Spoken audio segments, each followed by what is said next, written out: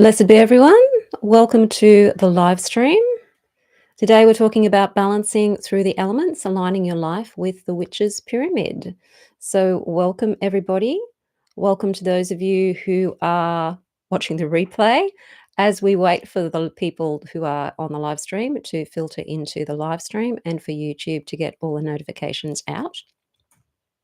So, a question for those of you who are already attending and watching the replay: are you ready to feel fully grounded, clear in your mind, passionate in your spirit, and connected to your intuition and your magical power? Let me know in the comments if you're watching the replay, if you're ready for those things, or even if you are one of the people on the live at the moment. Let me know if you are ready to feel fully grounded, clear your mind, feel passionate in your spirit, and deeply connected to your intuition and your magical power.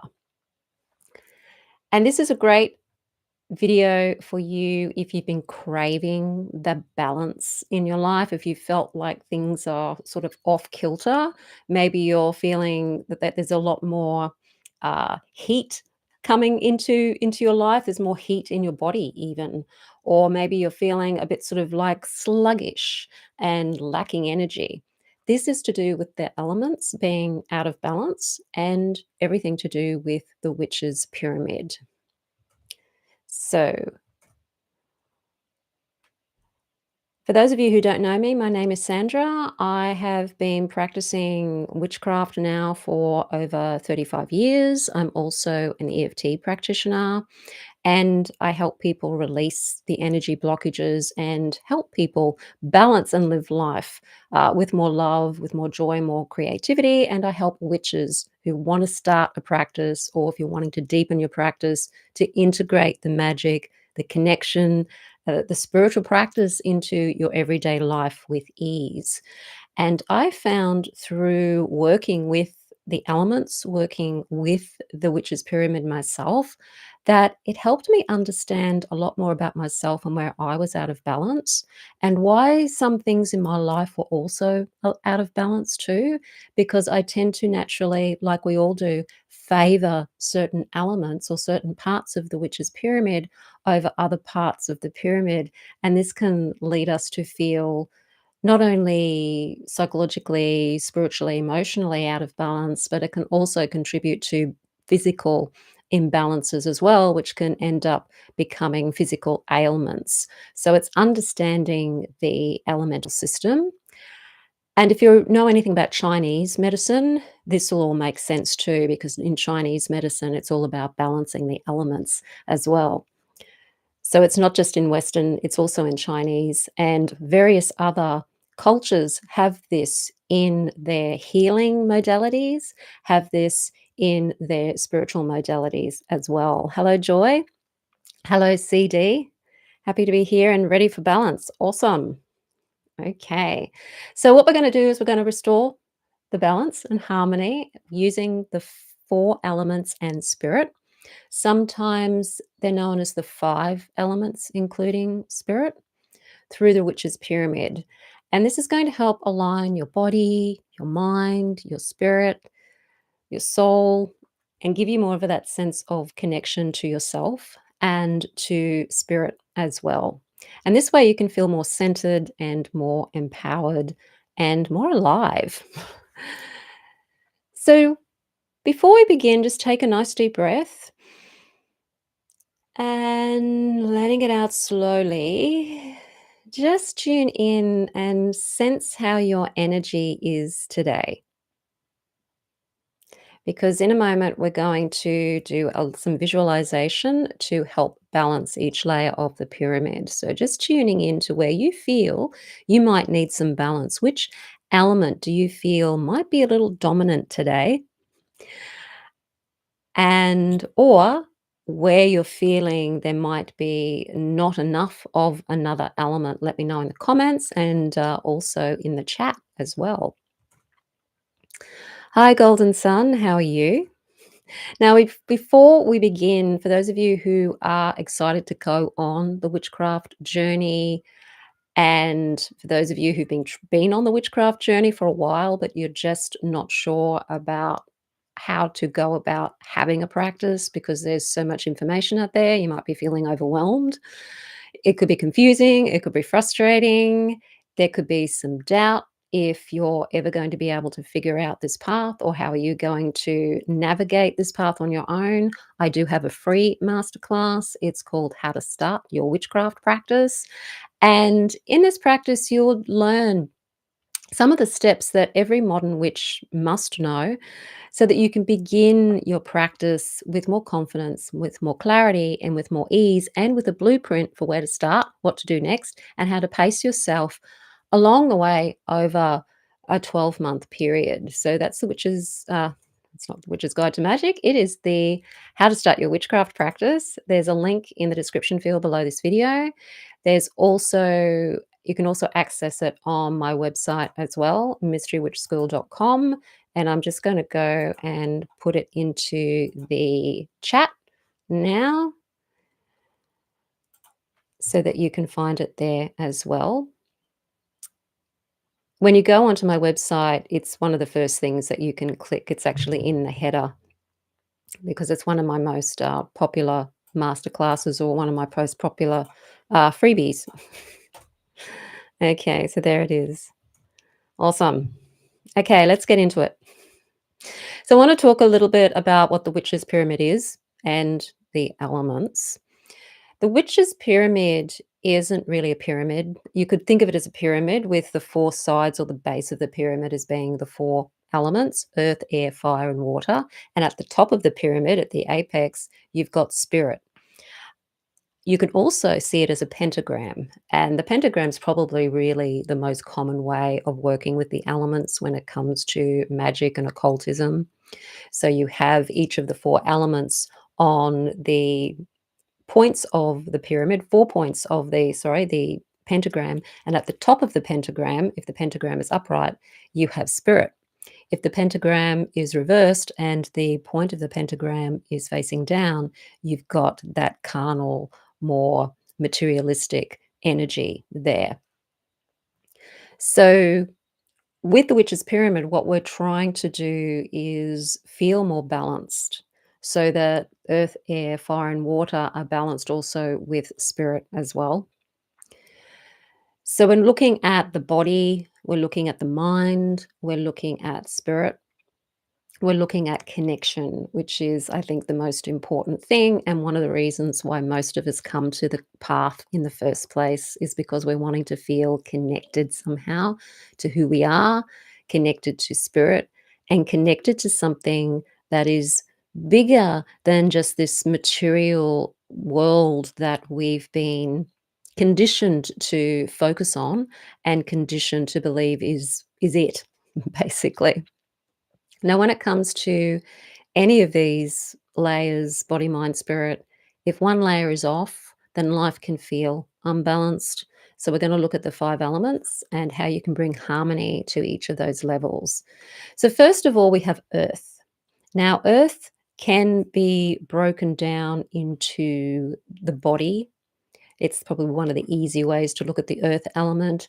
Earth tends to be the material world and material realm, even if you're looking at it in regards to its connection to the root chakra or even its connection to the Kabbalistic four worlds. Earth is where the manifestation happens. So this is about grounding, feeling grounded, feeling stable, feeling safe in the world, feeling like you belong in the world, having good health, and that real connection to nature that isn't attached to any of this, but just feeling very, very grounded. Now, the opposite of earth is air, and air is the mind. And while air is great for clarity, helping us learn, helping us communicate, if we have too much air and not enough earth, we can end up being very, very heady and very flighty. And that's not a good thing. So we need a balance of earth and air because they are opposites. Next, we have fire, which is the will, the passion, the courage, the transformation. This is what lights us up. This is where our creativity really starts to soar. It's what we're passionate about, what we wanna do here, our purpose, our sense of, "I have meaning in life, now I want to, fulfill some kind of purpose," even if it's just my own purpose. And then there's water, which is connected to the emotional realm, to your intuition, to emotional healing, to, your psychic abilities. And then you've got spirit as the top of the pyramid. And this sense of spirit is just your connection to consciousness, your knowing that you are part of this greater consciousness, and you feel connected to all and everything, that everything is this divine consciousness. And through this, you can listen to your inner guidance. You can connect to who you truly are, your true self, your higher self, and feel more magically aligned. But it can be really difficult to get into that sense of connection with spirit when the other elements are a little bit off or completely off. So just notice which area of your pyramid feels more out of balance right now. And when it comes to focusing on your energy, focusing on that area that's out of balance. And you can also let me know in the chat as well where you may be feeling out of balance, or if you're not quite sure how to marry that up to an element, then just what are you experiencing? What are your physical experiences? Like, do you feel flighty? Do you feel jittery? Do you get hot flushes? That kind of thing. Because we're going to start now with the element of earth. And when you're looking at the witch's pyramid and also the four elements or the four aspects of the sphinx, we have to know, to dare, to will, to be silent. And they connect to the elements as well. So earth is to be silent. So it connects to that occult, to be silent aspect. And to be silent means many different things. It doesn't just mean not speaking, which can be an element of the craft and of the path. We learn to know when to speak and when not to speak. Often it's actually better for us to not say a lot at times with people. There's some people we can communicate with, some people we can't. And sometimes it's just better to be silent when it comes to this kind of knowledge, because not everybody understands occultism or witchcraft or magic. And if you start to speak too much about it to people who are not ready to hear it or just aren't into it, then it can create friction. It can end up being a problem for you, particularly if there's people who are particularly religious around you who take offense at occultism or are afraid of it or think it's, the devil thing. Then it can also be not safe to speak these things. So we've always learned, and occultists have always done this, and even the mystics have had to do this due to persecution more than anything, is to be silent and not say things, not let people know if you're doing spell work for something, not telling people you're doing spell work for something, not letting people know what your goals and desires might be. And that way, then you're not getting interference from other people and their negativity, their jealousy, and even their desire to see you fail, influencing how you feel about your goals. Another aspect to the earth is the grounding and the stability, the self discipline, the structure, and the practicality. And another aspect of to be silent is the meditation, where you do go within and you try to silence the mind as much as you can so that you can start to tune into more of what is around you. When you s- slow down the self talk and you see the thoughts as separate to yourself, which they are, you can start to expand your awareness and expand your perception. So, having that time to ground yourself through grounding exercises, through meditation, having that quiet time to yourself is really important. It will connect you to the earth element, especially grounding work. It'll help you feel more stable in yourself, It's also great for your root chakra and all of the body aspects that are associated with the root chakra, like your legs, your feet, the lower body.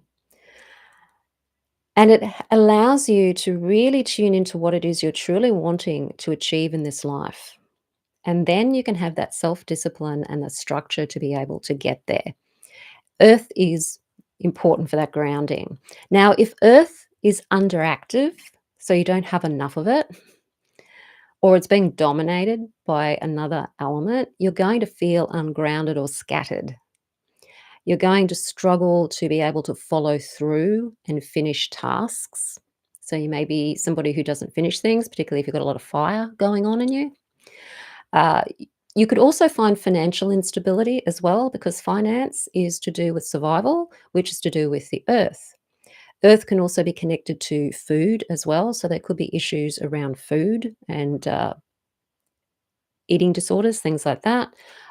Trouble managing resources as well. So that's physical resources, poor self care, neglecting your physical health, and difficulty setting boundaries. That's also an earth element. So that's if your earth energy is underactive.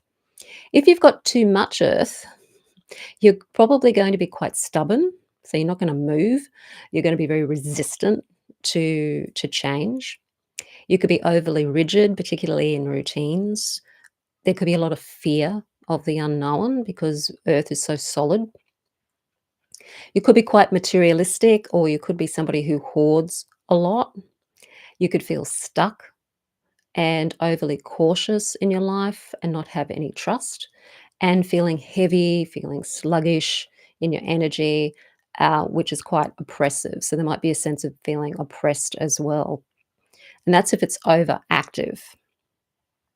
So that's the earth element. So if anybody wants to comment about whether they can relate to any of that, or if you feel balanced between those things, you let me know in the comments and the chat. I feel fire is out of balance, Joy. Okay, yep. Roxanne, I'm tired and drained lately. Anjali, blessed be. Yeah, blessed be, Anjali. Tired and drained.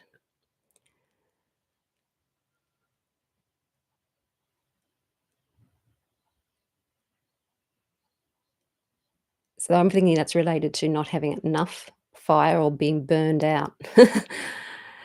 So the air element is associated with to know. So it's the knowledge aspect of the pyramid. And the first thing we need to change anything or do anything is to know how to do it or know what needs to be done. So when we first come to magic, we tend to learn about magic through reading, through listening to uh, YouTube or podcasts or things like that. So we build up a bit of knowledge first before we even start practicing. So the knowledge is often the first thing that happens. And air is all about thought, the intellect, communication, even inspiration comes from air because you're inspiring, you're breathing in that information that's coming from your higher self or coming from your guides. If the air element is underactive, so you're not getting enough of the air element, you could feel quite mentally foggy. There could be difficulty concentrating as well, lack of ideas. You could be experiencing a creativity block. There could be trouble communicating clearly and difficulty with learning or absorbing new information. Now, if you've got too much air, there'll be overthinking and that analysis paralysis, anxiety, worry, racing thoughts, talking without listening, it really scattered in your communication, going from thing to thing to thing to thing to thing, going from tangent to tangent to tangent, being up in the head and disconnected from the body. So as you can see, air is very much opposite earth. So one of the ways that we would balance the air energy is to incorporate more earth into your practice and work more with the element of earth, and to lift you up out of the sluggishness of earth or the heaviness of earth. Often what you need is actually air to lift you up and out of that. Now, water is to dare. So when we're daring, we're going against often what the norm is, going against what other people or groups would expect us to do. We're really stepping out on our own. And this is something that is to do with our resolve. It's to do with us knowing deep down inside in our intuition, our beingness, that something is right or wrong for us. And when we're doing magic, we have to be daring. We have to connect to our intuition, to connect to who we truly are, to try these things in the first place and go against what the norms might be telling us to do. Water itself is about emotion, intuition, flow, it's about relationships. So an underactive water element is emotional numbness, difficulty expressing feelings, a lack of empathy, lack of compassion, feeling disconnected from your intuition, a struggling with intimacy and vulnerability. If there's too much water, you can have emotional overwhelm, mood swings, be overly sensitive or easily drained, uh, codependency, so taking on others' emotions. If you're an empath, taking on other people's emotions is a big one because most empaths have a lot of water going on. And escapism through fantasy or addictive behaviors. So if you think about the tarot, for those of you who do tarot and you look at these elemental blocks and being overactive in the element, you can see that with the tarot cards, and particularly with the court cards when you're looking at whether something's underactive or overactive. So I was thinking of the King of Cups when I was thinking about the escapism or the addictive behaviors and that. And escapism through fantasy, I was thinking of the Seven of Cups as being a good representation of that. So the last one is fire, and fire is our passion. It's our will, putting our will out into the world, the energy that we have, the willpower, the drive, the transformation. If you don't have enough fire, you will feel lack of motivation. You may procrastinate a lot, low energy, lethargy, difficulty asserting yourself, lack of confidence or personal drive is a part of an underactive fire.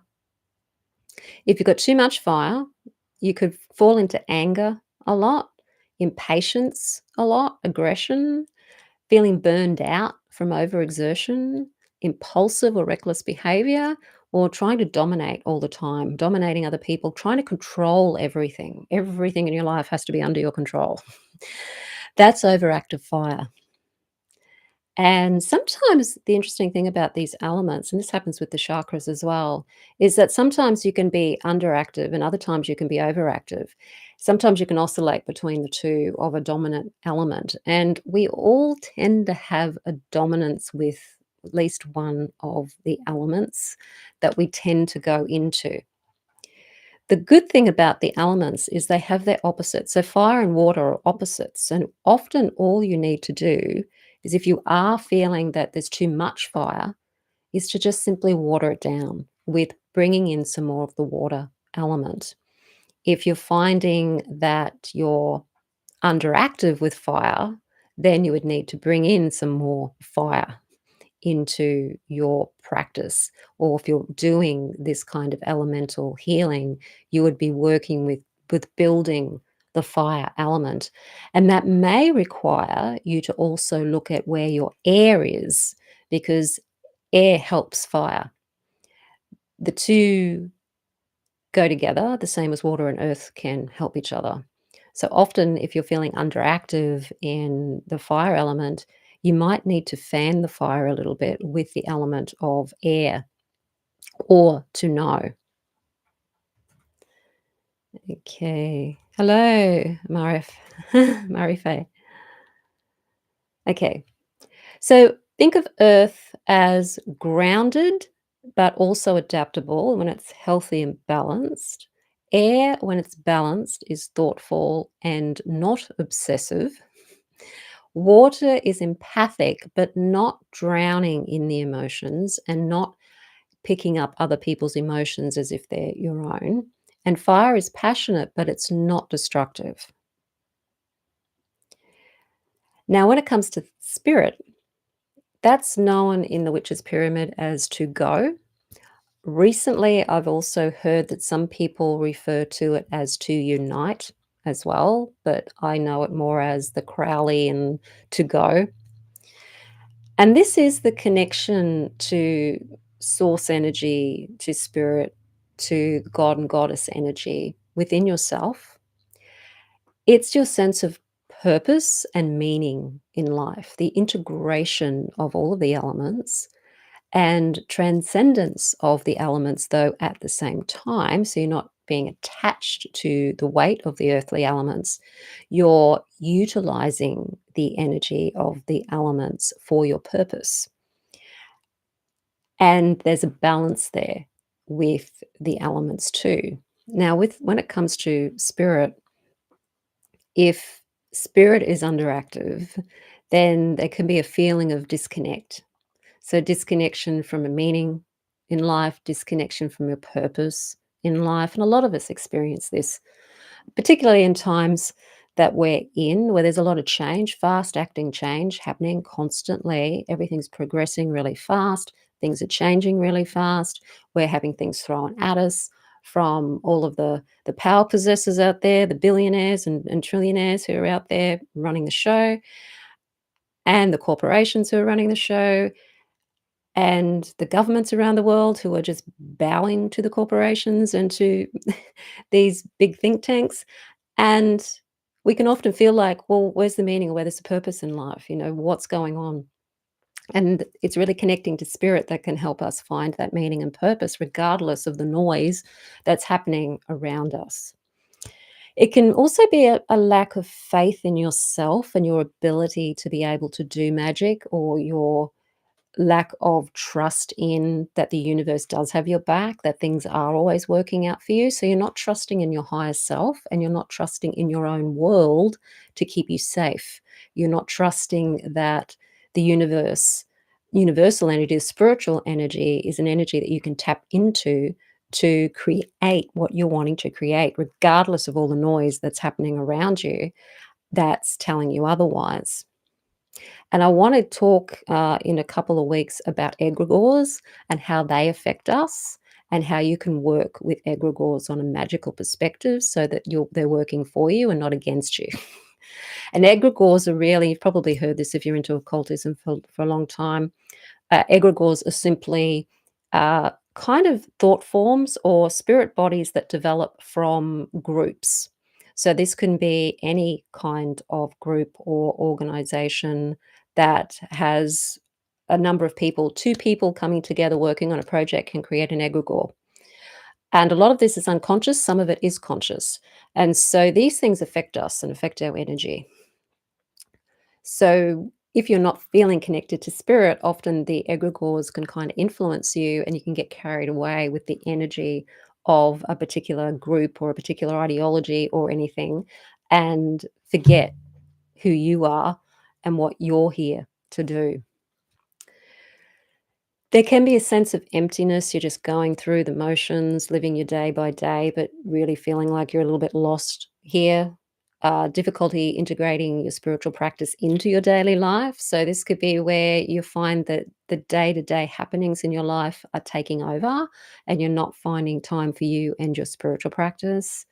There could be an over focus on the material world too, so that you're neglecting the spirit world. And I think a lot of us fall into the trap of believing that all the material things we have to do, like we have to work, we have to look after people, we have to do this, we have to do that, and that somehow the spiritual work can get left undone. That these material things that we have to do are more important, and they do seem to be more important. But when we bring the spiritual into our life and make time for that, even if it's just 10 minutes a day, the other things will start to fall into place, because the work of meditation, the work of working on your yourself, either doing shadow work or identity shifting work, is the most important work you'll ever do. Even if your job's bringing in the money or your business is bringing in the money or whatever's bringing in the money is important too, obviously, for survival, you still need to find time for doing the spiritual work too. And I know this from experience because with my I guess my old belief system was that the spiritual work, for some reason, because it's not bringing in material things or getting things done in the material world, somehow it's not as important. And that's simply not true. Now, if your spirit center is overactive, then there can be a lot of spiritual bypassing that goes on. And this is using spirituality to avoid the real life issues. And this happens a lot in the spiritual community, anywhere, where people get sort of caught up in the spiritual aspect and totally forget the root chakra, totally forget the sacral chakra, the solar plexus chakra. They're all up here in the high chakras, and they all want the third eye open, and they all want to connect with the with spirit and have all these upper chakras, mostly the upper 2 chakras open and connecting, but they've forgotten all of the bottom chakras. And so often they can't make a living very well. They struggle in the material world and the material realm. And sometimes people can use spirituality as escapism away from having to deal with the real life issues. It's either one or the other. They see it as in black and white when really the two go together. People can use spirituality as escapism as well, so losing touch with reality and staying in the otherworldly realms. Again, it's escapism. It's trying to escape from the physical world, escape from the earth element, and all of the things associated with it. And there are some interpretations of spiritual traditions that kind of seem to push this as well, that it's better to go and meditate in a cave for 20 years than to be involved in the world. And a lot of people then take it as everybody should do that if you're spiritually oriented, when that's not necessarily true. You could be neglecting your physical needs as well. So, neglecting sleep, neglecting food, grounding yourself in pursuit of spiritual experiences. A lot of people overindulge in psychedelics and don't do it the traditional shamanic way. They're doing it all the time, very, very regularly, as a way of escapism, rather than using those in a way that could be helpful from a spiritual context. Over identification with the spiritual ego, so feeling, more above others, and the self-righteousness, virtue signaling, all of that kind of thing. And disassociation and ability to actually stay in the body. So that's when it's an overactive energy. And the ego is involved in all of this. The underactive and the overactive is always involving the ego. Indeed. So when you're looking at a more of a balanced tip of the pyramid or spirit, you're feeling connected to something greater without losing touch with the here and now. You're integrating magic and spirituality into everyday choices. So you're not just doing the magical work of focusing on what it is you want, you're also doing the perception work and perceiving the world in the way it is. So using meditation that's more of a mindfulness type of meditation as well as active meditation. You're living with more purpose, but you're still grounded in your body, and the material world is still functioning in the material world, but you're feeling connected to a sense of purpose within that. And you're allowing the other four elements to flow harmoniously through you, because the elements do create this material realm that we are in, and they're a part of us as well. So we're wanting to find balance with those. Okay, Melissa, great topic. Hope I'm not too late. Awesome. So let's have a look at how you can bring alignment to these elements. Now, I spoke about earth and air. So often, if you've got too much earth, you can balance that with adding some air. If you've got too much air, you can balance that with adding some earth, because if you look at the overactive aspects of air, you're looking at overthinking, anxiety, worry, and often what happens is the energy's up here in the head.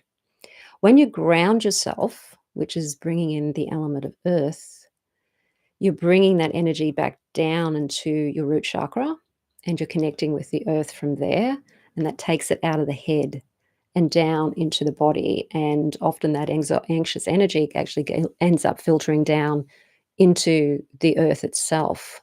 So whenever you're feeling anxious or worried and you're starting to go off with the racing thoughts, go outside, put your feet on the ground, and you allow yourself to feel the energy of the earth and the weight of the earth underneath you to ground that anxiety. If you're finding you've got not enough earth, so you're feeling sluggish, then you can imagine that there's a wind blowing around you and that you're breathing in the energy of the wind so that you're bringing in more of the air element. You can also work with colors as well, which is the way that I actually learned to do it in the first place. So, earth is usually associated with the color green or black, air, yellow, water, blue, and fire, red. And if you're feeling you need more fire because you're feeling really lethargic and having a lot of difficulty with confidence or even having some drive, then you can imagine that there's this sort of red fiery energy around you, and you're actually breathing in that red fiery energy through the pores of your skin and kindling that fire within you. If you've got too much fire, you can imagine the blue energy of water around you, and you're breathing in that energy of water because you're watering down the fire. Likewise with water, if you're underactive in water, imagine the water energy around you and you're breathing in that watery energy. If you've got too much water, you could bring in fire to evaporate that water or air to evaporate that water. I would bring in fire if you have too much water. You need the heat because water is cool, and bringing in the fire will bring in some of the heat that you're lacking. So it's understanding the two opposites of each other, the fire and water and the air and earth, and mostly just working with those. You can add in some of the other elements as well when you do it, but generally you'd be working with the two opposites. Now let's just have a look at some of the visualizations you can do. So if you want to close your eyes and practice this right now, this would be really great. So if you're just closing your eyes, taking a nice deep breath in and letting it out slowly. We're going to focus on the earth element first. And the way that you can do this is just imagine that there's roots growing from your feet deep into the earth. Or if you're sitting down on the ground, from your spine, so from the coccyx of your spine, there's roots growing down into the earth. And as you're feeling those roots going down into the ground, feel the weight of the earth underneath you, feel the stability, feel the nourishment in the soil, and just feeling that supporting and flowing into your body. You could smell the smell of the earth, like the smell of dirt, the smell of mud, the smell of moss. You could hear maybe the slush sound of maybe some mud or, which is earth and water, uh, the sound of the gravel crunching underneath your feet if you're wanting to use sound as a part of this. And just feel into the intention of, I am grounded, I am secure, I am connected to the earth. You can also use crystals here to help you too, because they are of the earth, particularly the black or brown crystals, like your smoky quartz crystal, your tourmaline crystals, obsidian. crystals, black agate.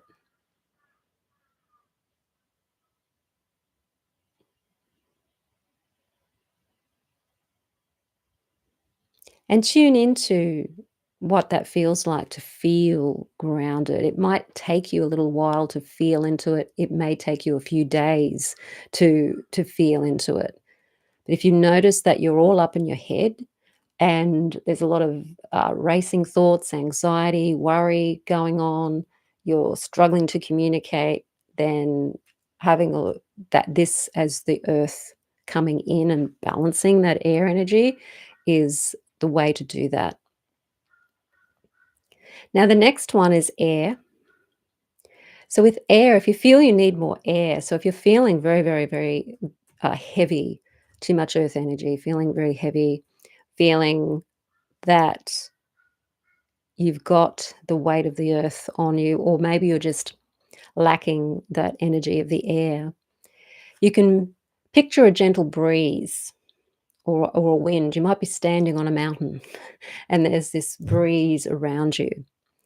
You might see some eagles or birds flying around you, creatures of the air, and feel that as that breeze blows, it's clearing away the mental clutter, and that your thoughts are flowing more freely, that there's more clarity in your mind. And so you may be able to stand grounded in the earth, but you're also feeling that energy of the air around you too, around your body, clearing away any of that heaviness. You may see the heaviness dissolving in the air and being taken away by the air. And just say to yourself, my mind is clear, my thoughts are free, and I communicate with ease. As a prop, if you want to use something physical to connect to, you can use incense, which is one of the most common uh, props that are associated with the element of air, or you could use feathers and wave the feather around to connect to that energy. You could even imagine an eagle or an owl or any of the birds that you may connect to.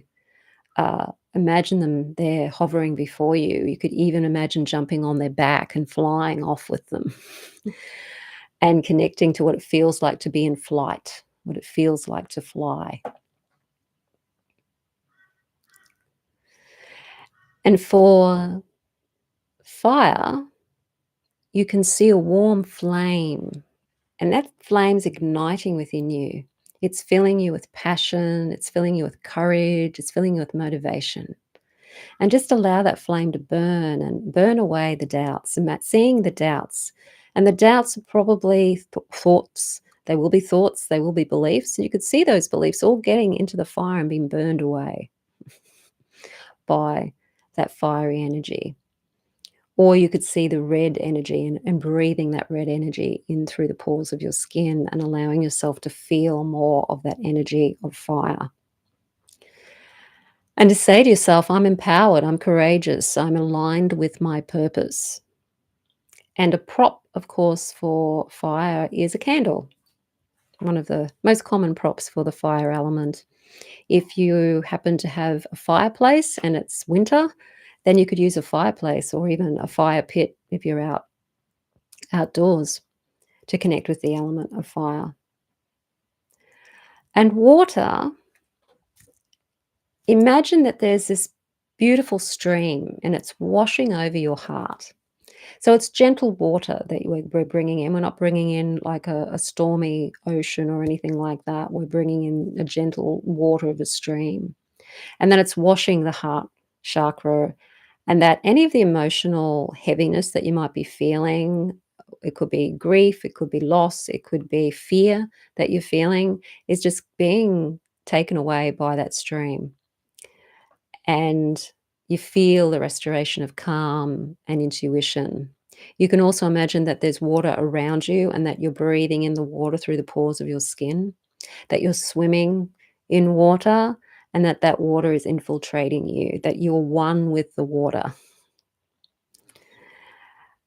Or just even gentle waves coming over you and fulfilling you with that energy of water.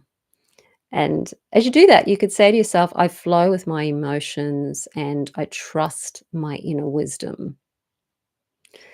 And a prop that you can use to connect with the element of water is a bowl of water. Very simple. Or if you can meditate or do this work while you're bathing in water, so in a bath, or just go down if you do have a stream, or if you're able to be by the sea, actually go and put your feet actually into a living body of water and feel that energy of water connecting you and watering yourself down.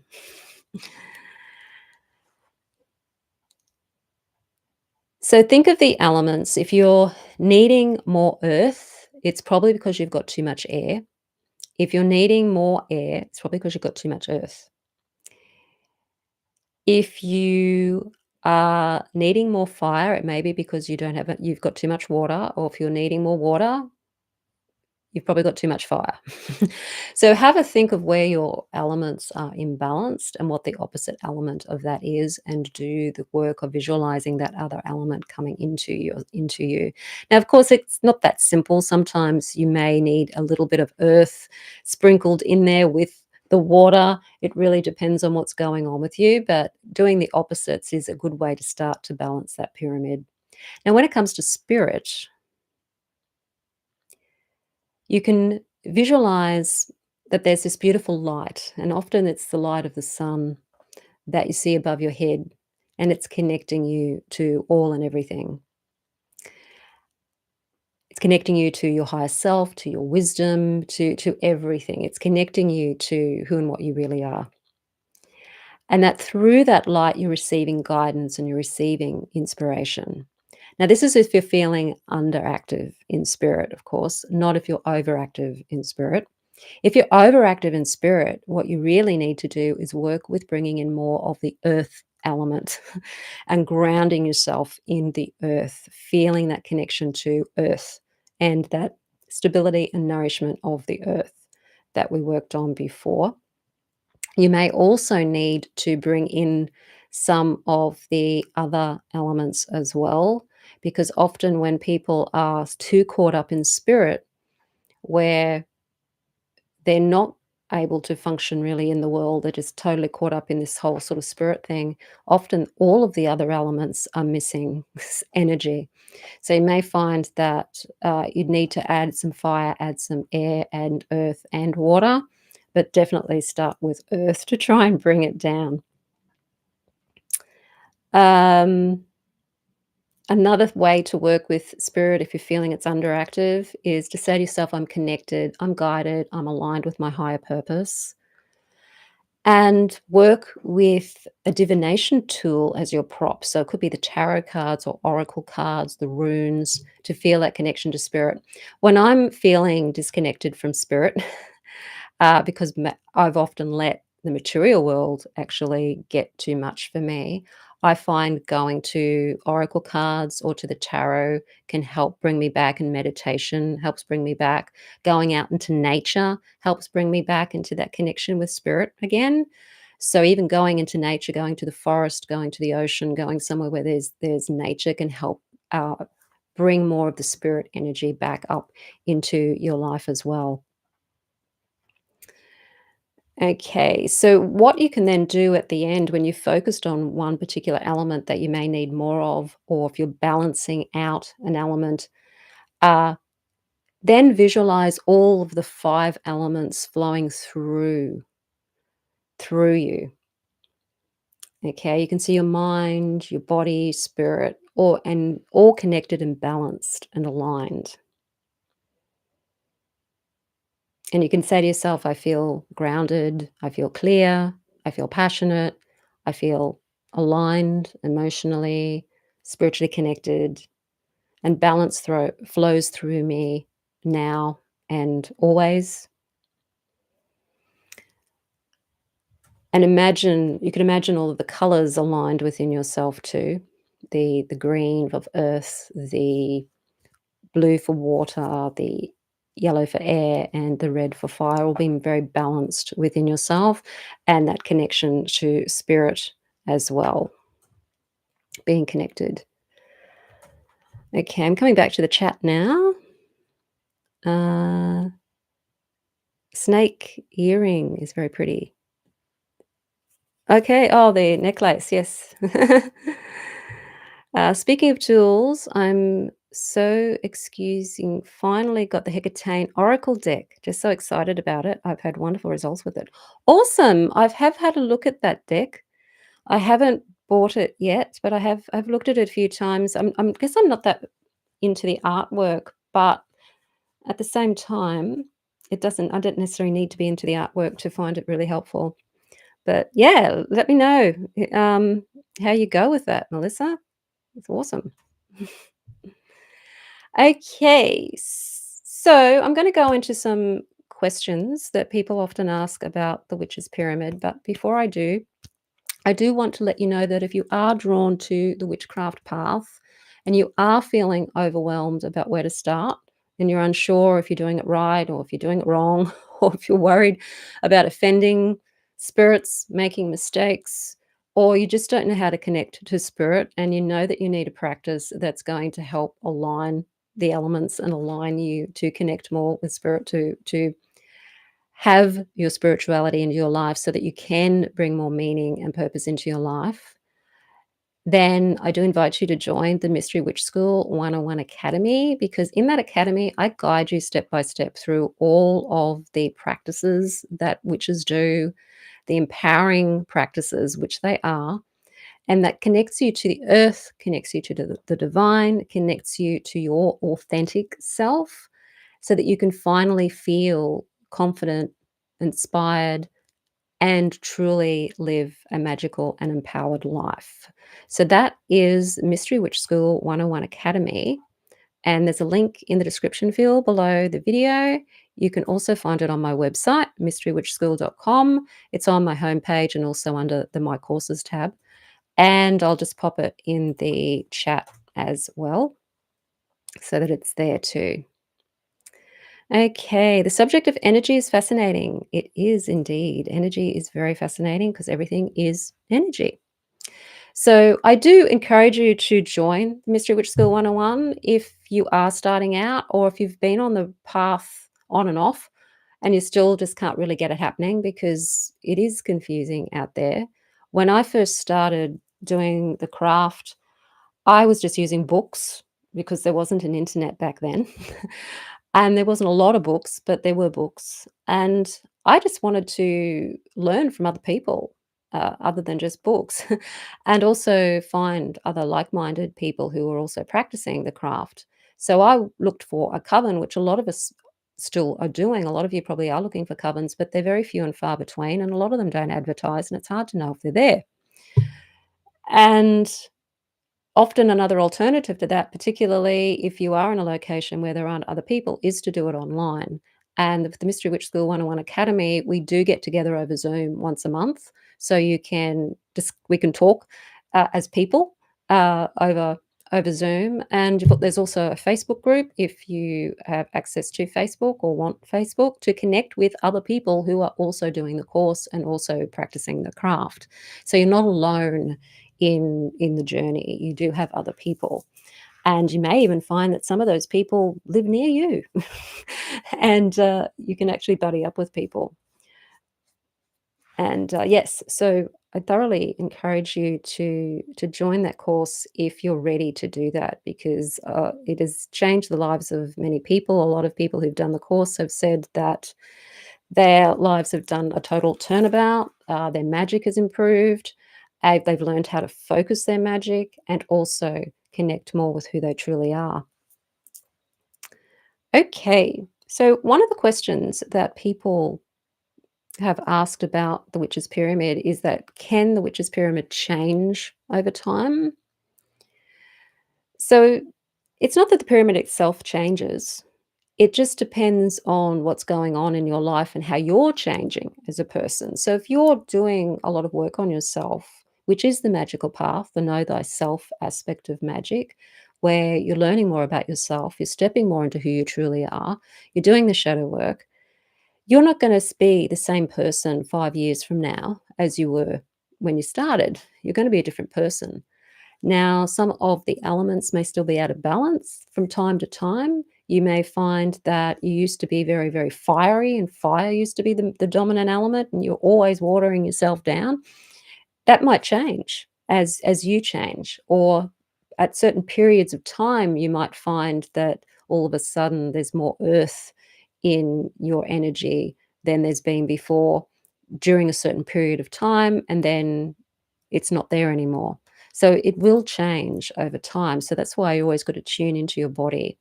Generally speaking, though, most of us have a dominant element, and that element will often be the one that we have to work with all of the time. So some people might dominate in fire. So if you find that you're a bit fiery, or you get heated a lot, you get migraines maybe, or hot flushes, lots of headaches, trouble sleeping. It could be that you have too much fire going on. So think of the water element. How can I bring more of the water element into my life? Because it may just be that's just part of your personality. It tends to be more fiery than other people's might be more airy. So really focus on what you tend to have to work on mostly, and know that that's just your dominant nature. There's nothing wrong with that. It's just that you need to work with the other elements to just balance it out. Okay. Hi, Tiana. Finally catching alive. Yay. Tiana is one of the Mystery Witch School Academy students. She's been in the school a while now, Tiana. Courses are great. I joined the school tarot course and the Hecate course. Awesome. Yes, you've been with us a while. Okay, question number 2. Are there different interpretations of the witch's pyramid? Generally not. Most of them just focus on the 4 elements and spirit, although as time progresses and as modern times and the internet and everything, some people have been changing things, like instead of the spirit being to go, some people have added to connect or to unite instead of to go. Um, some focus on the different elements or emphasize the magical versus the personal growth aspects as well. So I tend to emphasize the personal growth aspects and try to also with the magical, because the personal growth and magic go together. They're like this, really, and you can't really have one without the other. They're both aspects of the path of know thyself, is knowing your magical self and also knowing who you truly are. So there may be slight different interpretations of the witch's pyramid. Some may gear more towards magic, others may gear towards more of the inner work. How do I know which level of the pyramid needs the most attention? Well, we really just talked about that. Really figuring out where am I out of balance, and knowing what the elements are like when they're out of balance. And then generally, more often than not, using the opposite element to then balance that element out, or just bringing in more of that element if you're underactive in that element. Number 4, can the witch's pyramid be used for spellcraft and ritual design? Absolutely. A lot of witches like to use the elements in all of their spells. So they may do spells that are focused more on the earth element, like money spells, for example, can be earth. They can also be air in this day and age, because air is to do with communications and technology. So money is a very big part of technology now. A lot of people don't have physical cash anymore, although I encourage you to still use cash because they want to take it off us. And cash is the easiest thing to work with magically. So it's so much easier to enchant a dollar bill than it is to enchant a cyber bank account. So cash is great for doing money magic with. And it is the earth energy that you may be working with predominantly still. Love can be fire energy or water energy, depending on how fiery or passionate you need it to be. It could be water, as in more of the romance aspect, or fire, as in the passion, or a bit of fire and a bit of water. If you're wanting to work with love magic, you can work with more than one element at a time. Candle magic is fire magic. So you're working with the element of fire when you're doing candle magic. If you're working with bowls of water, then or moon water, you're working with the element of water. If you're working with incense or you're burning petitions and there's smoke, you're working with the element of air.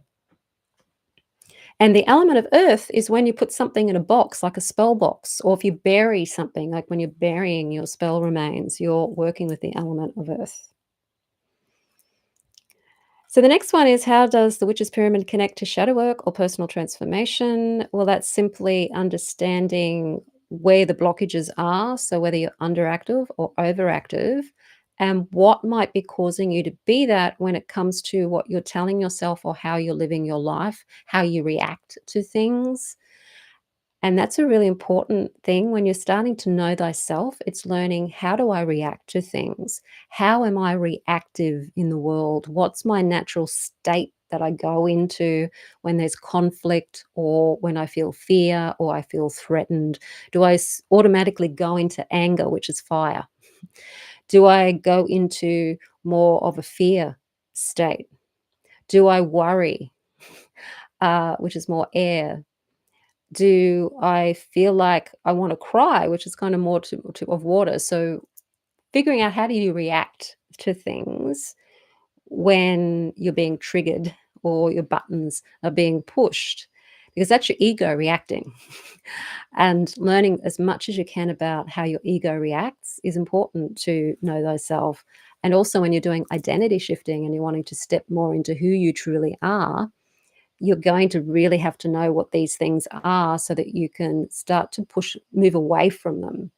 Because being in your true self, you're less reactive and more contemplative. You're standing back from something and observing something. You're becoming the observer in your life as opposed to always reacting in your life. And that does lead a lot more balance of the elements, and also really is the full balance of the witch's pyramid, so that the elements are balanced and you're also connected to your higher self and spirit, which is the ideal of where we want to be. And nobody, I think, ever gets there, or at least gets there permanently. You might hit, times when you are perfectly balanced, but life happens and then it throws you off again. And that's natural, that's normal, that's always going to happen.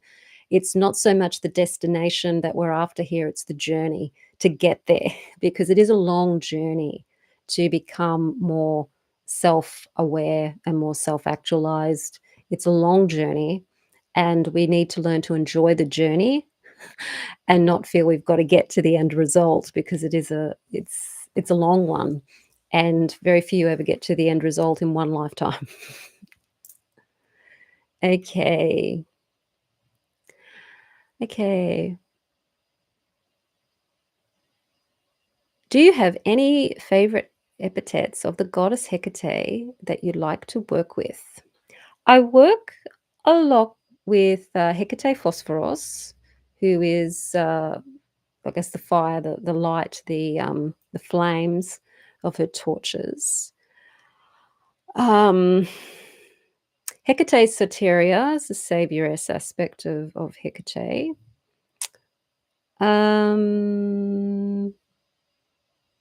Clydocus, with the keys, the bearer of the keys. Probably most. The keys and fire, the Phosphoros and the Clydocus are probably mostly the ones that I work with the most with Hecate. Okay then, so that is the live stream for this week. We will be back next week with another live stream. Didn't have the live stream last week because we were doing a new moon celebration in the Mystery Witch School 101 Academy. And that was really, really cool, really good. And we did a guided meditation as well as the rite. Every month when we get together with the Mystery Witch School 101, we do some kind of activity. Generally, it's a guided meditation because it's over Zoom. It's one of the easier things to do. So we do a ritual together, and then we do a guided meditation. And the whole point of guided meditations is to get you connecting to your higher self, connecting to the god and goddess that you might be working with in that meditation, and also to get you to learn how to use your senses to create something. So in a guided meditation, you're generally given information about what something looks like, what something smells like, what you're hearing sound wise. So you're using all of your senses, and it teaches you how to use your senses in your mind's eye, in your imagination, so that when it comes to doing magic, you can do that in your magic and in your spells. So guided meditations help you connect to yourself, help you connect to your intuition, to your higher self, to the god and goddess, and also refine your skills in imagination and visualization and all of that. So that's what we were doing this time last week. Okay. Can you take online courses if you're in another country? Absolutely. In the Mystery Witch School 101 and all of the courses, the Hecate course as well, there's people from all over the world in these courses. So I'm in Australia, so there's also other Australians. Most are from the US. There are people in the UK, also in Europe, and also in other parts of the world. So if you've got internet, then you can do the course. All you need is the internet. Okay, so thank you, everybody. Blessed be, and we'll see you again next week.